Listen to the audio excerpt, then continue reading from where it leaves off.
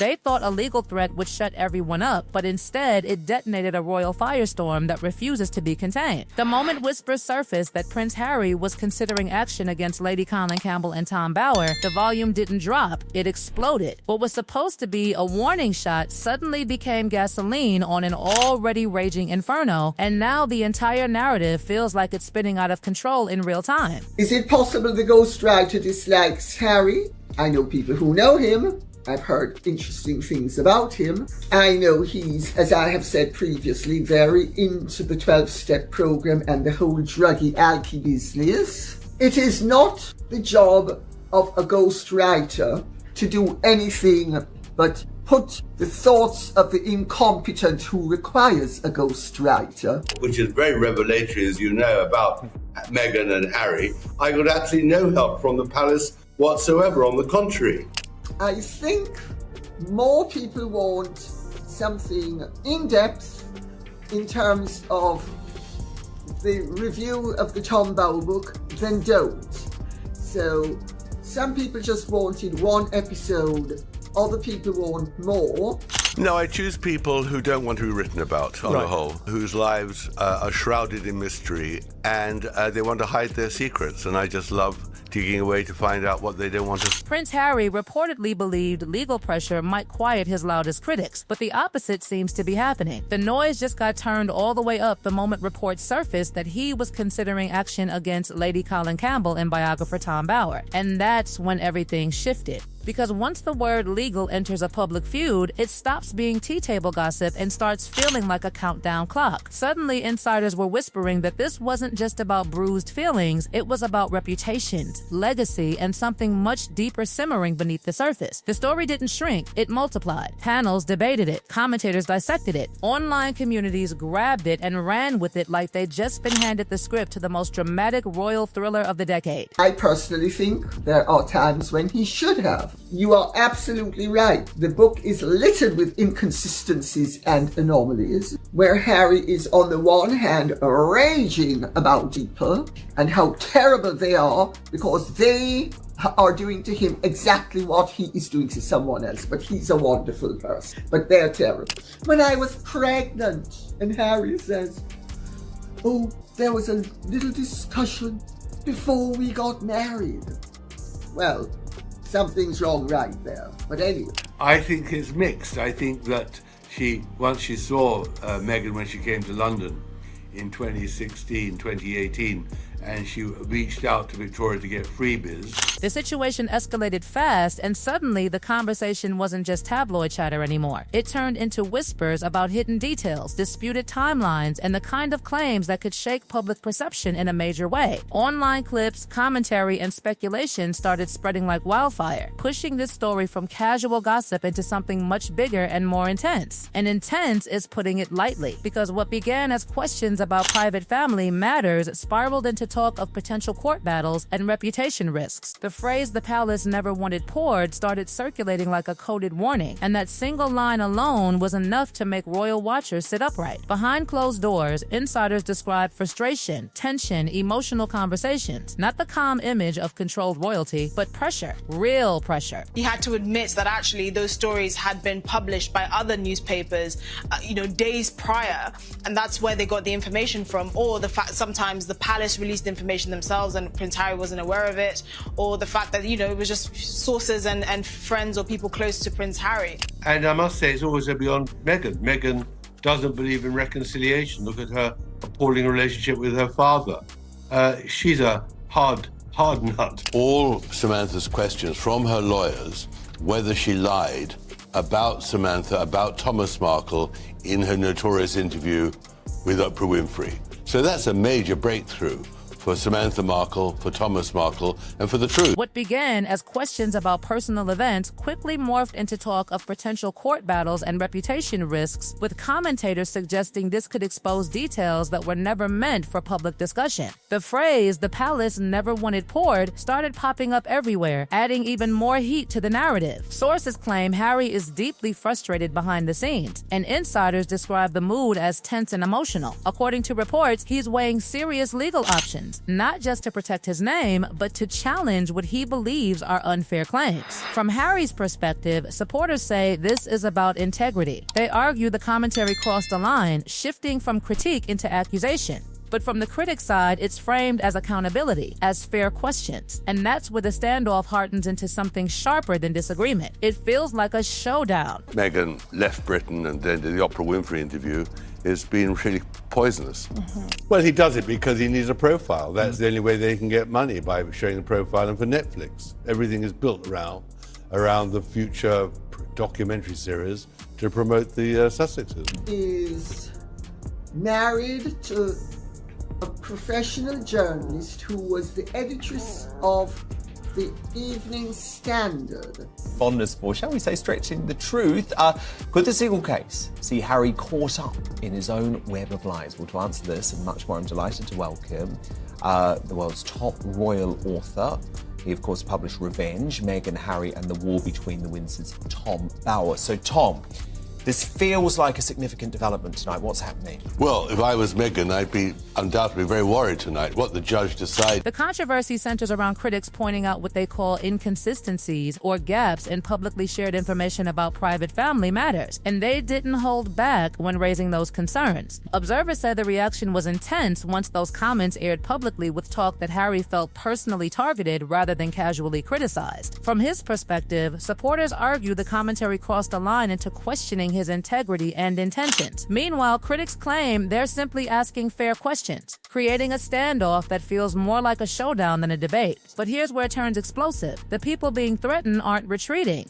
Lady Colin Campbell and Tom Bower are not whispering apologies or dialing down their language. If anything, they're leaning forward. They've built reputations on controversial royal commentary, and they're signaling that they have documentation, sources, research. That confidence alone is like striking a match in a room already filled with fumes. What makes this even more explosive is that the people involved aren't backing down at all. Lady Colin Campbell and Tom Bower have long reputations for controversial royal commentary, and they appear ready for whatever comes next. They've suggested they have sources, documentation, and research to support their claims, which only adds more intrigue and raises the stakes dramatically. Then came the boldest undertone of all, the energy of "sue me if you dare." That wasn't phrased softly. That wasn't cautious. That was a direct challenge thrown into the center of the arena. Legal analysts immediately warned that if this actually moves into a courtroom, private records, testimony, timelines, everything could become subject to examination. And once documents enter proceedings, controlling the story becomes almost impossible. One particularly bold message reportedly coming from that side was essentially "sue me if you dare," signaling zero fear about a potential courtroom clash. Legal analysts warned that if a case actually happens, it could open doors to private records and testimony becoming public, which would instantly intensify scrutiny. Once information enters legal proceedings, controlling the narrative becomes almost impossible, and that possibility alone has people watching closely. Adding another layer of mystery, Buckingham Palace offered no detailed response, sticking only to the familiar line, "We don't engage in speculation." That silence didn't calm anything. It amplified curiosity instead. And Buckingham Palace? Silence.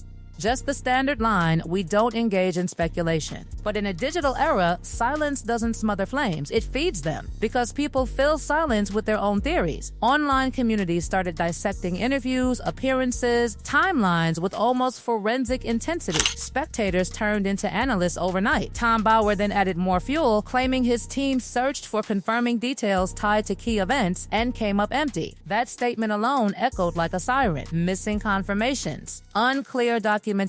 Suddenly, what might have sounded small became framed as alarming. And once you say something left no visible footprint, the internet hears it as a challenge. Clips were replayed, movement slowed down, old appearances re-examined. Moments that once passed unnoticed became centerpieces of debate. Lady Colin Campbell reignited discussions by pointing to differences in traditional royal announcements, arguing that certain structured elements historically seen were noticeably absent this time. She openly referenced viral footage, reigniting debate with comments comments that exploded across social platforms. The tone online shifted from jokes to scrutiny. At the same time, commentary expanded beyond personal events. Security disputes, financial pressures, media deals, publishing projects, questions about narrative management. Bauer suggested coverage once carefully shaped might be losing its grip. That implication alone cut deep because image, influence, and opportunity are tightly connected in modern celebrity life. Supporters pushed back hard, calling the claims unfair and exaggerated. But the more attempts were made to manage the narrative, the more unpredictable the reaction seemed to become. It felt like every move triggered 3 more reactions, and the bold defiance from critics only amplified attention. When Lady Colin Campbell reportedly said, "Let him sue me," it didn't sound defensive. It sounded daring. Now the pressure isn't just about headlines, it's about long-term perception. Analysts warn that lawsuits are strategic gambles. They can protect reputations, or they can expose more than intended. And that's the tension hanging over this entire saga. Step back and risk appearing evasive. Step forward and risk deeper scrutiny. Behind palace walls, observers say discussions are likely complex and delicate. The institution depends on legitimacy, stability, trust. Even whispers about irregularities, even speculative ones, can ripple far beyond individuals. Social media hashtags calling for transparency surged. Engagement numbers skyrocketed. The atmosphere shifted from passing interest to relentless focus. Tom Bauer expanded his argument further, tying the controversy to broader media strategies, business ventures, and financial realities. He implied pressure. He implied stakes. He implied corners being tightened. Lady Colin Campbell's tone remained unapologetically sharp, questioning motivations, expectations, and the balance between public mission and private ambition. And through it all, the central question refuses to go away. Is this about justice, reputation, or control? Because perception matters. In the world of royalty and celebrity, perception can define legacy as powerfully as documented fact. Right now, everything feels balanced on the edge of a turning point. Supporters defend fiercely. Critics grow louder. The palace stays measured. The internet refuses to quiet down. And every headline seems to push the story one notch further into something bigger than anyone initially expected. This is no longer just commentary. It's a reputation chess match with global spectators. And the next move, whether legal or strategic, could shape how Prince Harry is viewed for years to come. The longer this drags on, the clearer it becomes that this is no ordinary media spat. It feels like a collision between image and investigation, between carefully curated storytelling and relentless public interrogation.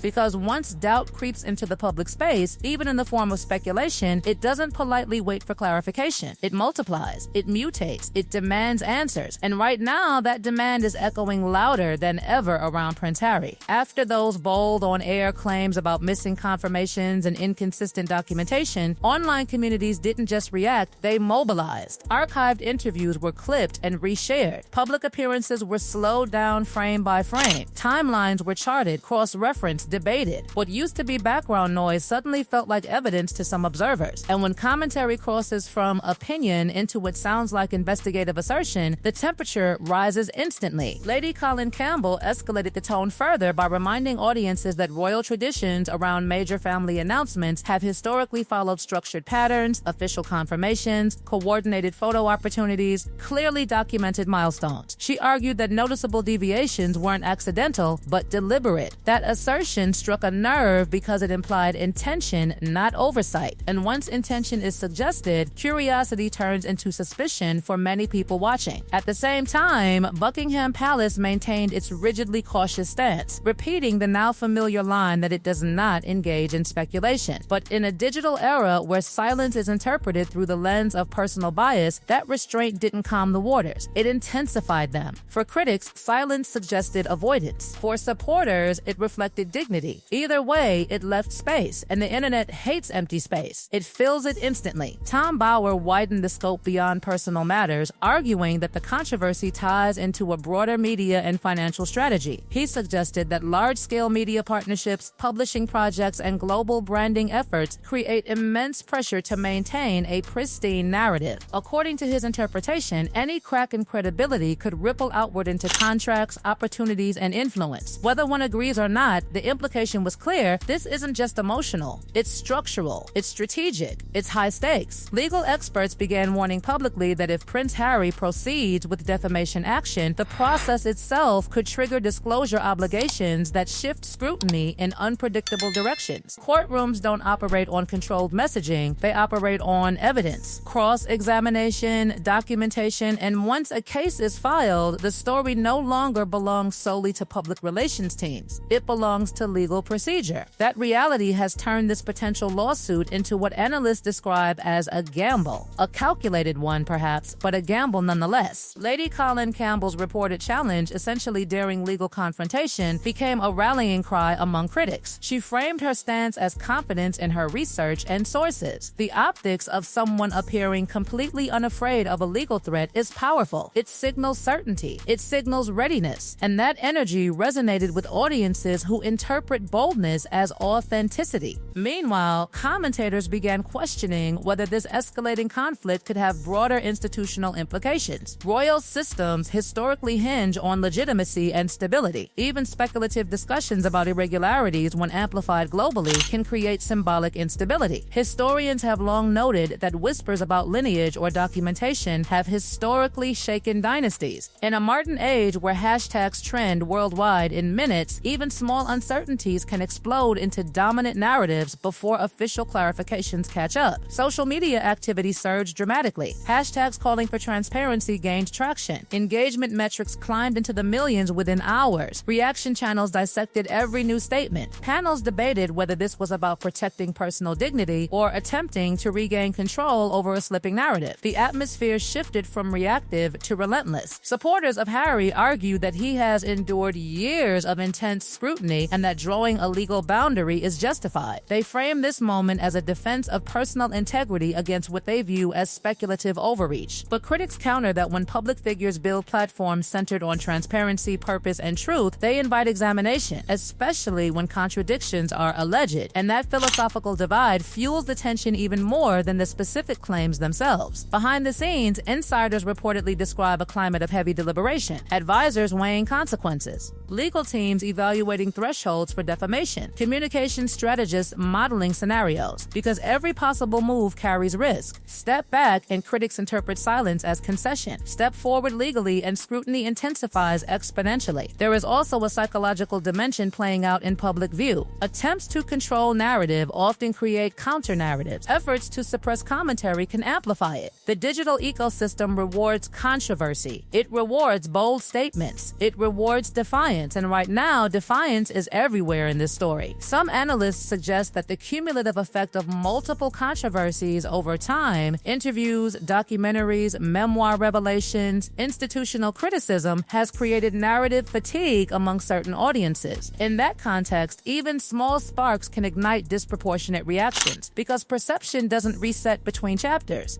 It accumulates. At the center of it all stands Prince Harry, facing a dilemma that feels deeply personal and profoundly strategic at the same time. If he chooses legal confrontation, he signals strength and boundary setting, but he also risks widening the arena of debate. If he refrains, he preserves privacy, but risks allowing critical narratives to circulate unchecked. There is no frictionless option. Observers emphasize that this moment has transcended individual personalities. It has become a broader case study in modern monarchy meeting digital era accountability. In previous generations, such disputes might have remained confined to print tabloids and drawing rooms. Today, they unfold across global platforms in real time, dissected by millions with instant commentary loops. The tension continues building because no decisive move has yet been made. The critics remain vocal. The palace remains restrained. Harry remains reportedly frustrated, and audiences remain captivated. Every passing day without resolution extends the life cycle of the story. What makes this particularly volatile is that perception often hardens faster than facts can be verified. Once a narrative gains traction online, it embeds itself in public consciousness. Clarifications, even if later provided, struggle to erase first impressions. And first impressions in this case have been dramatic, emotionally charged, and widely shared. Some royal watchers believe this entire saga could become a defining chapter in how Prince Harry's legacy is ultimately framed, not just as a family dispute, but as a battle over narrative sovereignty. Others argue it will eventually fade into the long list of cyclical royal controversies. But right now, it doesn't feel cyclical. It feels pivotal, because beneath the headlines lies a deeper tension about control. Who controls the story? Who controls the documentation? Who controls the interpretation of events? In a monarchy historically built on ceremony and carefully managed symbolism, losing narrative control can feel existential. As analysts continue debating motives, justice, reputation, or strategic dominance, the global spotlight remains fixed. The stakes involve credibility, trust, long-term brand identity, and institutional symbolism. Each factor compounds the pressure. For now, the entire situation hangs in suspense. No lawsuit filed, no formal retreat announced, just escalating commentary and mounting speculation. And in the world of celebrity, royalty, and media, suspense can be more powerful than resolution.